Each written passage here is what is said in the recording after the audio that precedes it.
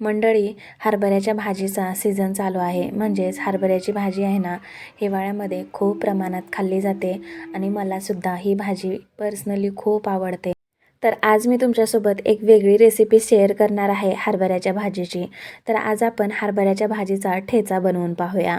तर ठेचा बनवण्यासाठी प्रथमतः इथे मी लोखंडी तवा घेतलेला आहे.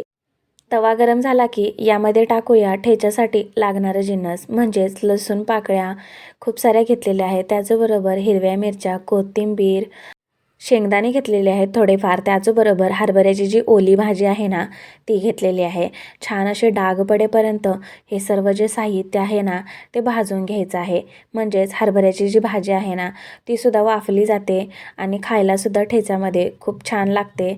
तर यासाठी यावरती अगदी 2 चमचे तेल टाकलेलं आहे. मिरच्या आणि जे काही साहित्य, जे काही जिन्नस आपण घेतलेलं आहे ना ठेचा बनवण्यासाठी, ते खूप छान असं भाजून घ्यायचं आहे. आणि तुम्ही इथे बघू शकता, अगदी जवळून मी तुम्हाला दाखवते. अगदी शेंगदाणे, लसूण, हिरव्या मिरच्या, त्याचबरोबर हरभऱ्याची जी भाजी आहे ना, ती खूप छान अशी भाजली गेलेली आहे. आता टाकूया उकळीमध्ये हे सर्व जे साहित्य आहे ना ते, आणि साहित्यामध्ये टाकायचं आहे मीठ चवीनुसार आणि ह्याला आपण ठेचून घ्यायचं आहे. मंडळी, हा ठेचा मी सुद्धा प्रथमच खाल्लेला आहे, पण खायलासुद्धा खूप चविष्ट लागत होता आणि ह्याची चव म्हणाल तर अप्रतिम कमाल लागत होती. तर हा सीझन संपेपर्यंत हरभऱ्याच्या भाजीचा तुम्ही हा ठेचा नक्की बनवून पहा आणि मला कमेंट्स करून सांगा कसा झाला आहे हा ठेचा. मला तरी पर्सनली खूप आवडला. हा जो ठेचा आहे ना, तो वाटून झाल्यानंतर तुम्ही परत एकदा फोडणी देऊ शकता. म्हणजे जिरे, मोहरी, त्याचबरोबर कांदा वगैरे टाकून परत एकदा परतून घेऊ शकता. पण असासुद्धा खायला खूप कमाल लागतो.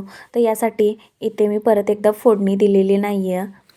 ठेचासुद्धा वाटून झालेला आहे. तुम्ही बघू शकता, जितका कमाल दिसतोय ना, तेवढा खायलासुद्धा खूप भारी लागत होता. तुम्हाला कशी वाटली ही रेसिपी मला नक्की कमेंट्स करून सांगा. आवडल्यास लाईक, शेअर आणि चॅनलला नक्की सबस्क्राईब करा. भेटूया पुढच्या रेसिपीसोबत. तोपर्यंत हा ठेचा तुम्ही नक्कीच बनवून पहा. गरम गरम भाकरी आणि हा ठेचा कमालीचं कॉम्बिनेशन आहे. आहा, काय मस्त लागत होता म्हणून सांगू. कमाल, खरंच खूपच भारी. हा ठेचा तुम्ही अगदी ज्वारीच्या भाकरीसोबत, बाजरीच्या भाकरीसोबत किंवा चपातीसोबतसुद्धा एन्जॉय करू शकता. तर मग तुम्ही कधी करताय हा हरभऱ्याच्या भाजीचा ठेचा?